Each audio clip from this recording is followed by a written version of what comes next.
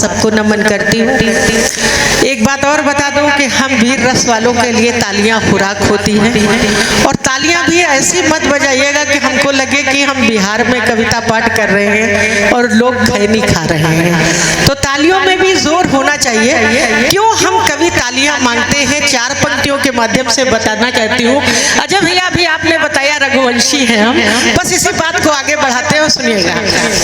मैं पहले अपना परिचय दे दूं, चार पंक्तियां मैं आपको बता दूं। मेरे घर में दो संस्कृतियां हैं, मैं खुद मुसलमान हूं, मेरे पति हिंदू हैं। एक दिन मेरे पति ने मुझसे पूछा कि शबिस्ता, अगर तुम मर गई तो मैं तुम्हारी लाश दफनाऊं कि जलाऊं? मैंने कहा यार टेक्निकल प्रॉब्लम है, कहीं मंदिर मस्जिद की तरह लाश भी किसी टेंट में न रख दी जाए। तब मैंने एक हल ढूंढा, और अगर लगे आपको कि कहीं वो हल आपके दिल को छू रहा है, तब चार पंक्तियां देती हूँ और आप सबका की तालियां मांगती हूँ। सुनिएगा कि न तुम हिंदू मुझे लिखना न मुसलमान लिख देना, न तुम हिंदू मुझे लिखना न मुसलमान लिख देना, अगर लिखना जरूरी हो मुझे इंसान लिख देना, और न वेदों की ऋचाएं और न कुरान की आयत को कफन पर मीत मेरे सिर्फ हिंदुस्तान लिख देना।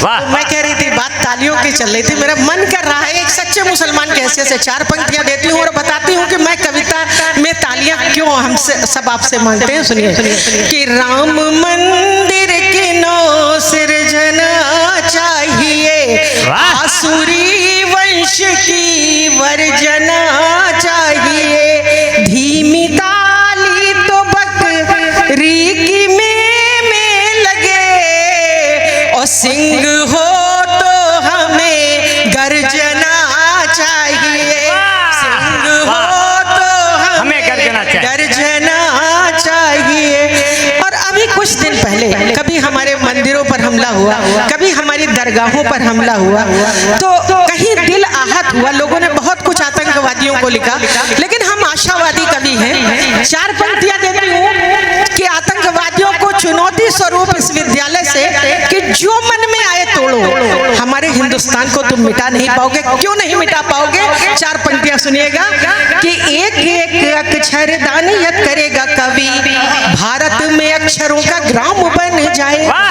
एक अक्षरधाम की बात करते हैं कि एक एक अक्षर दानियत करेगा कवि, भारत में अक्षरों का ग्राम बन जाएगा, और कहां तक विध्वंस करेगा वो मंदिरों का, घर घर रघुनाथ धाम बन जाएगा। और नाग पंचमी को दूध जिसने पिलाया तुझे, कालिया के फन पे वो शाम बन जाएगा, और बाबर गजनवी के अनुयायी बने यदि, बच्चा बच्चा मेरा श्री राम बन जाएगा। क्या बात है, मेरे ख्याल से जो लोग पीछे बैठे अगर थोड़ा आगे आ जाए तो बहुत अच्छा रहे। जी जी, सब लोग आगे आ जाइए। मैं निवेदन करूंगी आप सब थोड़ा आगे आ जाइए, थोड़ा आगे आ जाइए, जितनी ज्यादा। प्रधान जी सबको लेके आगे आ जाइए, आप हट के न रहिए, सट के रहिए। जी जी जी जी, जी। देखिए कवि सम्मेलन श्रोता और कवियों के बीच जो है कुछ पलों का इश्क हुआ करता है, और इश्क जब एक तरफ हो तो सजा देता है, इश्क जब दोनों तरफ हो तो मजा देता है। इसलिए कुछ आप चले कुछ हम चले। चलिए आगे बढ़ती हूँ। बात अभी आई कि आतंकवाद देश से खत्म क्यों नहीं हो रहा। उसका कारण है कि हमने आतंकवादियों को तो सजा दी, लेकिन कुछ लोग ऐसे भी देश में थे जो आतंकवाद का समर्थन कर रहे थे, लेकिन हमने उनके लिए कुछ नहीं किया। संविधान में एक छोटे से संशोधन की मांग करती हूँ, और अगर लगे कि यही आतंकवाद का हल है तब आपकी तालियां चाहती हूँ। पंक्तियां सुनिएगा कि कौन मेरा अपना है कौन है पराया, यहाँ फिर से घरों की जी तलाशी होनी चाहिए, और मित्र जो हमारा बने हमसे गले जो मिले, बंधु वो हमारा विश्वासी होना चाहिए, और महफूज मथुरा अयोध्या व दरगाह और महफूज मेरी काशी होनी चाहिए, और अफजल संग इस देश में विराजमान, उसके चहेतों को भी फांसी होनी। क्या बात है, वाह। समय कम है और एक रचना देती हूँ। मैंने कहा मैं एक शब्द पकड़ती हूँ और उसी पर अपनी कविता कहती हूँ। आदरणीय आपने रघुवंश की बात की, मेरा भी मन कर रहा है मैं क्षत्रियों पर ही कुछ सुनाऊं, और आपको देखकर तो बहुत ही दिल कर रहा है। सही बात तो है। हाँ, मतलब अगर कुल मिलाकर राजस्थान का इतिहास निकाल दिया जाए तो हमारे देश में कुछ बचता जी। नहीं। एक कविता सुनिएगा, हमारे देश को पराभव का इतिहास दिया गया, उद्भव का इतिहास नहीं दिया गया। हमारे देश में यह बताया गया कि Akbar is the great Meena बाजार लगाता था आगरे में, और ये बाजार 3 महीने चला, 3 महीने के बाद बंद हो गया, लेकिन किसी ने ये नहीं बताया कि ये बाजार क्यों बंद हो गया। मैं इतिहास का एक ऐसा वर्ग खोलती हूँ जिसके बारे में बहुत ही कम लोग जानते हैं। आइए नमन करती हूँ उस राजकुमारी को जिसने ये मीना बाजार बंद कराया। सुनिएगा एक छोटी सी रचना और समय अपने आने वाले कवियों को। कि कथा है जब भारत में मुगलों का झंडा फहराता था, दिल्ली का एक बादशाह मीना बाजार लगाता था, राजपुतानी स्त्रियों को जबरन वहां बुलाता था, पराधीन राजाओं का सर लज्जा से झुक जाता था कि दुशासन हंस रहा और अर्जुन का पौरुष सोया था। इस स्थिति को देख हिमालय फूट फूट कर रोया था।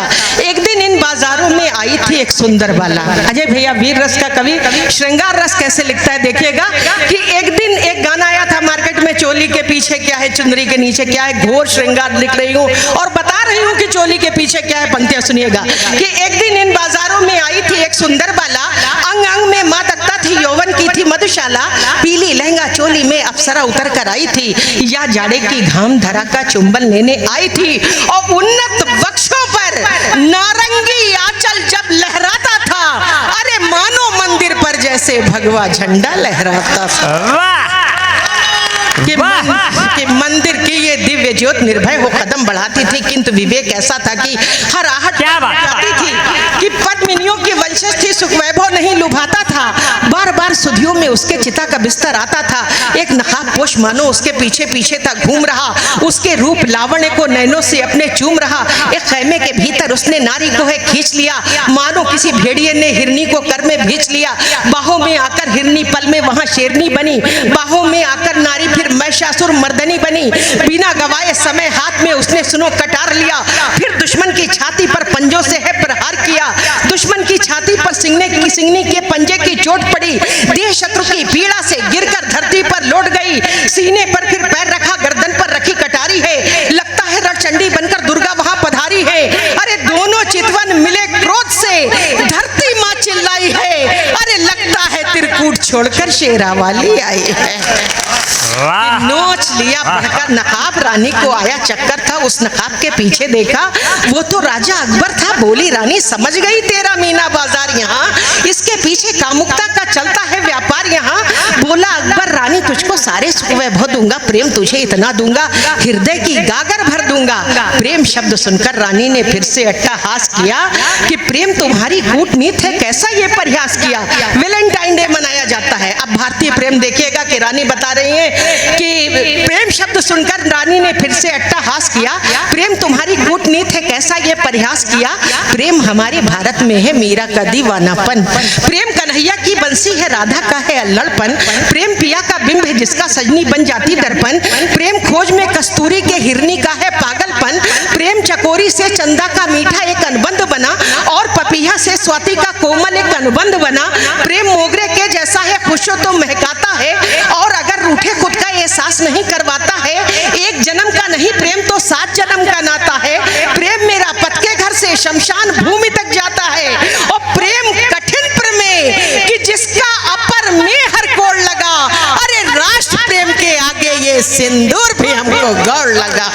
वाह क्या बात है। कि सुन अकबर नारी का हम इतिहास तुझे बतलाते हैं, एक अकेली रानी और पूरी मुगल सेना। स्वागत है रुचि द्विवेदी, स्वागत करते हुए सविता। कि सुन अकबर नारी का हम इतिहास तुझे बतलाते हैं, काल चक्र को हम अपनी इच्छा अनुसार चलाते हैं, पन्ना बनकर देश प्रेम पर सुध की भेंट चढ़ाते हैं, एक अकेले तिनके से रावण को मार गिराते हैं, और मेरे चरणों की रज से ये बाग सुवासित होते हैं। अरे तुम क्या हो अकबर, हमसे यमराज पराजित होते हैं। और अब अपना परिचय देते हैं, सुनिएगा कि ये राजकुमारी कौन थी। कि मेवाड़ सुता हूँ जो वीरों की जन्मभूमि कहलाता है, खतरे में हो लाश देश की बच्चा लड़ने आता है, कल्याणी का बेटा तैमूरों को मार भगाता है, अंगारों से खेलूं तो सुन जौहर वो कहलाता है। कि अंगारों से खेलूं तो